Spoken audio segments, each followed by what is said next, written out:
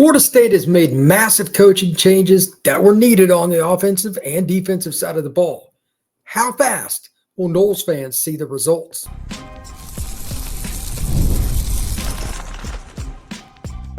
You are Locked On Seminoles, your daily podcast on the Florida State Seminoles.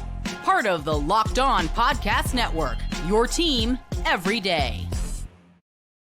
Welcome back into Locked On Seminoles. I am your host, Brian Smith, longtime college football writer and recruiting analyst. Thank you for making Locked On Seminoles your first listen each and every day. Truly appreciate you stopping in to talk some Noles with me.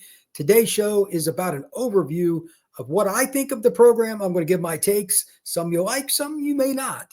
But I also want to hear from you. If you're on YouTube, comment. If you hit me up on X at FBScout_Florida, I'd love to hear your comments. Send me something to my inbox. Comment on the post that I put up.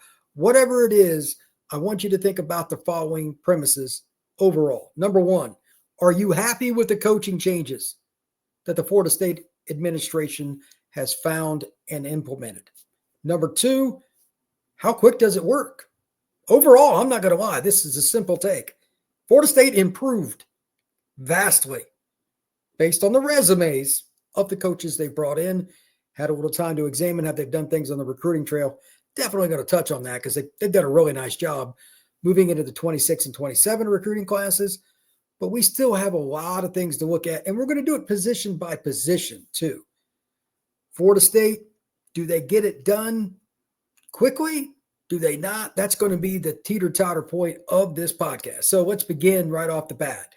Number one, overall, I think the defensive staff in general, what a great shakeup it was. I don't care which person you want to talk about. Coach Coop, you can use it as an example. Adding somebody like that to the back end to help Sertan, to help recruit, to help administer the roster, make sure the guys are getting everything they need on and off the field. That's one thing Bowden's teams did a great job with, making sure the young men got help in anything they needed socially, academically, football, spiritually. You need guys like that around. I've heard good things.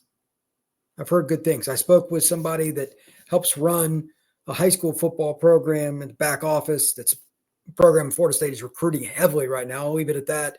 They've got multiple visits lined up to Florida State. They're doing the little things in recruiting like that. You don't do that without hiring good people. But again, how quick does it overall take shape? So I'm happy about the defensive side, and I know Gus, and I know some of the guys they had on staff there, they brought up Tim Harris Jr., et cetera. I feel pretty good about where they're going in offensive line recruiting, as I mentioned a couple of days ago here at Locked On Seminoles. They've got like 5 guys lined up for visits, and a few more probably aren't public, but they're in a good spot with offensive line recruiting. So on the other side of the ball, the coach is doing a good job there. We're not too spring ball yet, but that's what I'm going to talk about now. I've got 8 questions I'm going to ask of you. I'm going to answer mine how I see fit. I'm obviously a blunt guy. It's my takes. But again, comment on what you think. Coaching hires in general, yes or no? Stock up, stock down, however you want to put it. I have a big stock up for the coaching hires on defense. Offense, I still need to see one thing, and this is just how it always works in football. Who is the play caller, and is there any bumping of the heads with Malzahn and Norvell? I don't care if you're friends or not. That's something I'm curious about. I've got to wait and see on that. Defensive side, major stock up, and here's why. It is annoying as all get out to face a 3-man line. Hardly anybody runs it at the college level, and those that do just run, for the most part, a 1-gap 3-man line because they can't get the D lineman to run 2-gap. Florida State's going to have a combination of both. Super annoying because you cannot physically practice for it unless you have the same kind of talent on your roster. Good luck. There are about 10 schools in college football, maybe 12 to 14, that can do that. Florida State's got big bodies up front. Some of them are younger. Some of them need development. Pot Roast, Coach White, et cetera. All the guys in the back office helping the recruiting analysts all the way to the trainers. Everybody's involved in it. But these kids are getting, for what I've heard, what they need. We'll see how it goes, but they're going to be horribly difficult to prepare for. And yes, Florida State will still run some one gap stuff, but if they want a two gap or do some different things up front that most teams don't, they're going to give you a lot of issues. Secondarily, with the defense, I just think the fits are there. They brought in multiple pieces that have worked together. That's nice. It helps implement the scheme. So again, stock up with the defense overall. Still need to see the offense, but I like what they have. Just curious about how the play calling works out. Question 2. This one is the one that everybody talks about. So I just wanted to kind of knock it out early after talking about the coaches. Thomas Castellanos, stock up or stock down as a Florida State Seminole. I'm going stock up because he will have exciting moments. He'll have some lowlights too, but he is a freak athlete. Fits Gus's offense to a T. And now he's a senior. The young man I saw 4 years ago in high school, it's a different person. Maturity, experience, the bumps and bruises of college football, and a lot of weightlifting. He's put together. I mean, he looks the part. He is the guy. He's taken on a leadership role at Florida State. Yes, stock up for me on him. He'll throw for 2,500, give or take. This year is my guess. But if they decide to run more, maybe it's only a little over 2,000 because they just run over everybody. Florida State's backfield is really loaded. So I'm not worried about the yardage total so much, but third down efficiency, play calling when it comes in. If it's a pass, all right, I'm excited. But if they show a front that you can run it on, is he willing to get into that play? All the leadership things are I'm more concerned with, and I believe Thomas will do well with those. Again, for me, stock up. If you have a different comment, fire on down below. Third, will the offensive line not only be better, because that's like a low hurdle. I mean, that's like jumping over an inch. Will it be vastly improved? I say yes, with a caveat. Where's the depth? They don't have much proven depth. They brought in 4 O-linemen so far from the transfer portal that I think will give it a good go to start. We'll see how it goes. You still got to earn it in spring practice. But I don't think Herb Hand makes a lot of poor evaluations of that stuff. He's done pretty good with his evals on guys that can fit the scheme and work with it. We'll see how it goes. I have different opinions and different thoughts about different schools with how they use their O-line in conjunction with their offense. But I think he's, to be honest, really a good fit for what Gus wants to do. They run the ball downhill. He's a good inside zone guy. He can run some gap and all that. But his teams do a good job of running the football, and that's what Gus wants to do to set up play action. And honestly, get those DNs crashing down so Thomas can get to the perimeter. Good luck to guys trying to tackle him one-on-one. Next, this is a really important situation. I mentioned already that I think the running back room will be a really good room. Adam Chroma is kind of the icing on the cake in recruiting. That was a steal on National Signing Day.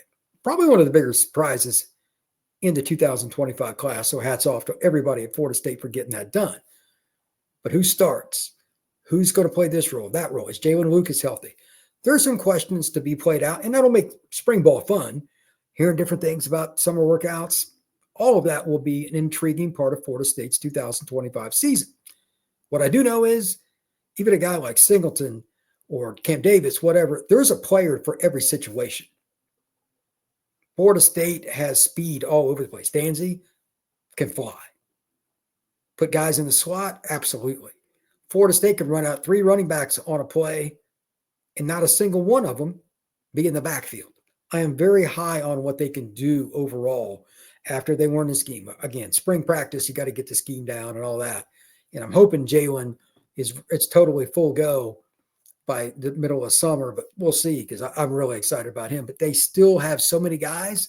I think the Florida State offense should make a concerted effort to get the ball in the hands of the running backs, not just from the running back position, wildcat, jet sweeps, slot, all kinds of things. You could see Florida State be very versatile with them, and I think that's going to be a problem for defenses to prepare from one week to the next. Florida State won't show the same things each week.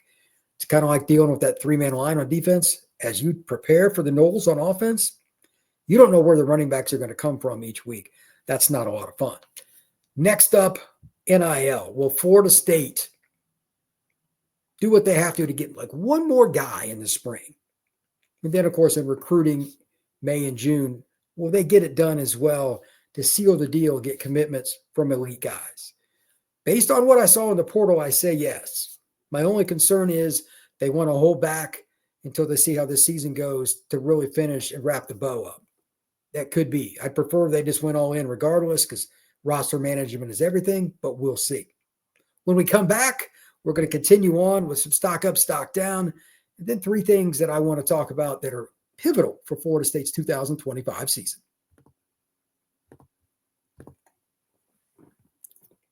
After the holiday hustle, there's nothing like giving your home a little TLC. I always find that decluttering and refreshing my space helps me get back into a routine. Whether you're tidying up, clearing out, or just want to give your space a new look to start the new year, WayFair has everything you need, all within your budget.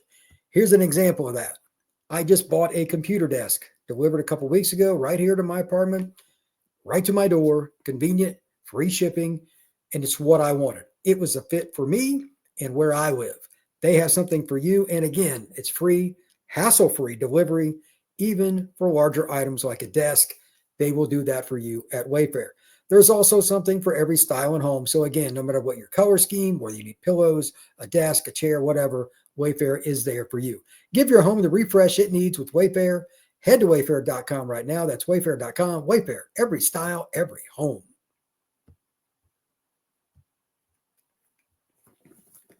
Florida State football has a big spring ahead of it, and there is no bigger opportunity than at tight end. They got two young guys with just so much skill. Before I even get into all the questions with it, yes, stock up. Amari, I know he's going to play some on defense. We'll see how that goes. But Landon Thomas as well, they've got athletes. What do they do with the position? How do they use H-backs? How do they use running backs at the H-back spot or different things? I have no idea. I'm not going to get into names. There could be a walk-on that Gus uses. He always finds a nuance somewhere for a player to be effective, especially short yardage, inside the red zone, and really inside the 5. He's a really good coach with getting the ball over the end line. I'm excited to see Florida State be in this spot because it's been a while since Florida State had depth at the tight end position, had different guys that could play different roles inside as a true inline blocker. I think Amari and Landon will be better. That's key. But again, they've got multiple guys on the roster, including transfers, et cetera, that are going to be good. This is a unique scenario for Florida State, and it will make it really hard once again for teams to prepare for their offense. Nothing more annoying than a team, although that's the same offense, running different personnel week to week. So you're only guessing when you prepare for them the week of the game. And Florida State's tight ends, they're going to make that happen. Number 7 on the list, this is maybe the hardest one because you are implementing a new scheme on defense. How much do the linebackers improve is kind of how I look at this, stock up, stock down with it. I think it's inevitable they'll get better, but more specifically, will they make a dramatic stride in tackling? Run gap fits. How many times did we discuss Florida State last year just being abysmal? 3-4 plays in a row, it's like hammer, hammer, hammer. And then the floodgate would open because the linebacker would fill the wrong hole and or the D lineman. It wasn't one or the other. Oftentimes it was both. And it was the parting of the Red Sea. And there's somebody running through the hole for 15 yards before they're even touched or had somebody possibly touch them. That can't happen. So I'm not worried about the physical. It's more the mental. Does Florida State pick up the scheme? Based on who they've got coming in on the coaching staff, I feel good. But more importantly, they've also improved from another perspective. Florida State and, the roster, the depth chart, all that will kind of find itself in a different spot after spring. Some guys will leave, some guys will stay. But like Stephon Thompson's a guy that's played in the scheme, comes over from Nebraska. I think that's important for Omar, for Blake. There are different guys. Justin Cryer, whatever the player might be that you thought was going to be good, maybe in each week it's different. They might be able to move pieces around because the scheme is different. I don't know how that's going to play out. It's kind of fun, but we'll see. I'm also curious about the following. Do they have enough depth to sustain some injuries? I don't know yet. Spring will be very important there, but overall, I say stock up at linebacker. I'm just concerned about the depth perspective because if these guys don't and I mean this to a T now, truly pick up the scheme, and it will be more complex than they like because it's 3-man line. There's going to be some different kinds of keys, at least initially. If they are not able to pick it up, they're going to be a step slow to the ball in run and in pass. That doesn't work. So spring is really important. So depth is not just athleticism and bodies and experience. It's all of that. Plus, do you feel comfortable with the scheme after spring ball? That has to be a hard line yes for about 6, 7 of these guys. Maybe like one guy still kind of feeling it out. Because if not, that could be a problem in the fall. You've got to have vastly better linebacker play at Florida State. Finally, this is one that's a little bit different because I'm not looking at it from just are you good or are you improving. Florida State secondary has some talent, and I know they're losing Thomas, really good player. Just as one example, I like Edwin Joseph. You got Kirkland, Shaheem Brown's coming back, Charles Lester, Rawls, Hussey, Whittle. I don't know who's going to start. All these guys have a chance. Ashwin Baker, we'll figure it out as spring goes through, and then you get into fall. They'll figure it out. But could Florida State secondary be the best in the ACC or at least top 2? I think they can. And if I had to pick, you say, Brian, will they finish at least in the top 2 in terms of like defensive efficiency or another key stat like interceptions or getting their hands on the football for PBUs? I would say yes to all of those. The level of athleticism they're going to have in length, like Lester, just as an example, Rawls, definitely Edwin Joseph, Quindarius is long as I'll get out. They have so much length. They should get their hands on a lot of. They should lead the league, quite honestly, in PBUs. I don't know about picks because they'll still probably play a lot of man. It's harder to get picks that way, but I think Florida State's going to be all over the football in that regard, and it will make it more challenging for what other teams want to do. We'll see, but I give a big stock up to the defensive secondary being one of the best in the ACC and should be, quite honestly, top 15 in the country. That might be Florida State's best position in 2025. When we come back, I have 3 things to finish up the show that I want to see above all else. I don't care if it's special teams, offense, or defense. That is next here on Locked on Seminoles.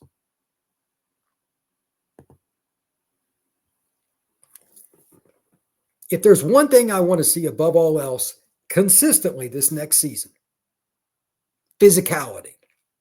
Too many times, Florida State got punched in the mouth last year and did not answer the bell. Again, too many times they got punched in the mouth and did not answer the bell. It may have been just one guy. It might have been 2 or 3. But as we go through the off-season training and you start hearing different things about players, you're having these player interviews with different outlets. I read them. I listen to the different podcasts too. Let's see what happens in spring. They're going to do everything they can to get zero information out, even though they have press conferences. That's what coaches do, but that's what back channels are for. I want to hear about the physicality and how well Florida State tackles, how well they attack blocks and block destruction. Do they understand a double team? And then getting up to the second level, that's called duo in O-line proverbs. I mean, these aren't rocket science things. And I'm going to compare this a little bit to a program that's not normally compared with the Noles, the Iowa Hawkeyes. Not near as athletic, but they tackle as well as anybody. Their linebackers are almost always in position. Their secondary has a bunch of 3-star guys, but some always go to the NFL. Coaching is really good. Florida State's got a coaching staff that kind of mirrors what Iowa does now, especially on defense in terms of the mentality with tackling and that kind of stuff. I'm curious to see how well that translates year one. It's hard. What I'm asking is really hard. Year one, there's going to be some mental snafus that just blow up in your face. That's every program at every level, including the National Football League. When you have an overture of like, okay, new DC, new DB coach, co-coordinators, whatever it is, there's going to be an issue somewhere. How do you rebound when it's a failure on a play? Late hit, bad play, coach is mad. Does he lose his mind or does he stay focused and get back on his team and get them back in the game so the other team doesn't get an easy touchdown? It's not one or the other. Players and coaches must be as one. Florida State was not that in the least on defense last year, and I have no idea how many parts the offense was, but it still equaled 0 far too often. Being that it was that way, Florida State has changed so much. It starts still with physicality. Football is about the aggressor winning the day. Hear me come back to that here in just a moment. The word aggressor, do not forget that. Next, be elite at the basics. I talked a little bit about this, but if your technique on a play says to do something, then do it. There was too much freelancing last year. Too many times where Florida State players took it upon themselves to kind of do their own thing. How'd that work out? Be a team, win the game. Mickey Andrews' defenses had more individual talent you could shake a stick at. They played as a unit. That's why they were top 10 in the nation every year in defense, just about any stat. Pick one. Third down defense, deflections, sacks, tackles for loss, missed tackles, having the fewest. They're top 10 in just incredible number of stats. Team first. Till Florida State does that on both sides of the ball, team first means blocking for your teammate. Receiver blocking last year was an atrocity. I'd like a nickel for every time I complained about how poor the blocking was on screens or how inconsistent it would be. Start a block good and then get high, lose technique, guy get under him, and instead of a 70-yard touchdown, it's a 3-yard game. It's a matter of inches. Florida State needs to be more consistent in how they approach the game, and that doesn't end at all just by getting the block and starting it or getting into the blocker. If you're a defensive player, you still got to finish, got to get off that block. If he does a good job first, hey, he's got a scholarship too. You keep grinding. Secondary move, head fake, change direction, keep your feet chopping. Just all these basic things that Florida State was awful at last year. I don't want to watch the ACC network or ESPN or Fox or anything else, see a reel on Instagram making fun of Florida State's defense because they didn't hustle. I don't want to see that crap anymore. And I know Florida State fans don't either. I want to see consistency. Do the little things at an elite level. If you run your feet after contact as a blocker, it's probably going to work out a heck of a lot better. If you keep your butt low as a blocker, it's probably going to keep you right on down the line and pushing the guy. These aren't rocket science things, but Florida State didn't do those last year. I don't want to cover that junk, and I know y'all don't want to watch it. Let's make sure that happens. Third, again, be the aggressor in everything, and that means attacking the day. Norvell talks about that all the time, and he's right. Each day is a chance for you to win now so you don't lose later. Florida State's offseason last year, somewhere it went awry. Maybe it was all the way through. I don't know. But from the outset in that Georgia Tech game, it just didn't look right, did it? That was a bad offseason. There's no way you had a good offseason. Norvell just gives positive. That's why I don't pay attention to his press conferences as much as some others. But, well, everything's good. Yeah, no, it's not. After the Georgia Tech game, I had serious warning flags. After the second game, I knew this season was done. I said, this is a 2 or 3 win team. People laughed at me. They're not laughing anymore. I will know by the time that Alabama game's over if they got a chance. They got the, let's be blunt here, they went and got a really good staff. For the most part, it should work together. Again, I still need to see if Gus and Norvell can blend things with play calling and all that. Outside of it, I'm pretty confident this is going to be a much better team. Right now, I got them at 7 wins, but that's without winning any of the big games.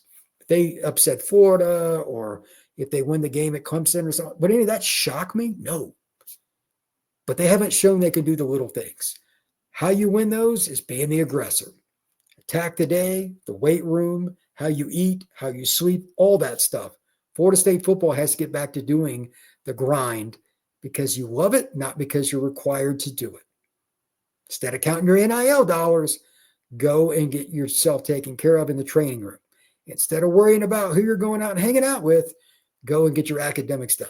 Every part of your day needs to be businesslike for Florida State football to get back to an elite level. Period. If you can't do that, there's another place for you. Tallahassee is not it. I'll speak for the staff on that. I don't think they want those people there, and I know I don't want to cover them. With that being said, thank you very much for making Locked On Seminoles your first listen each and every day. I truly appreciate you stopping in to talk some Noles with me. If you would, hit that like button, that notification bell, and subscribe to the Locked On Podcast Network across the board, starting with Locked On Seminoles. We've got a lot of great shows here, Locked On ACC and Locked On College Football. We all do a great job putting in the work. Check them out, see what you got. Maybe subscribe to some of them as well. Again, there's some really good content. Everybody have a good one. I'll talk to you again tomorrow.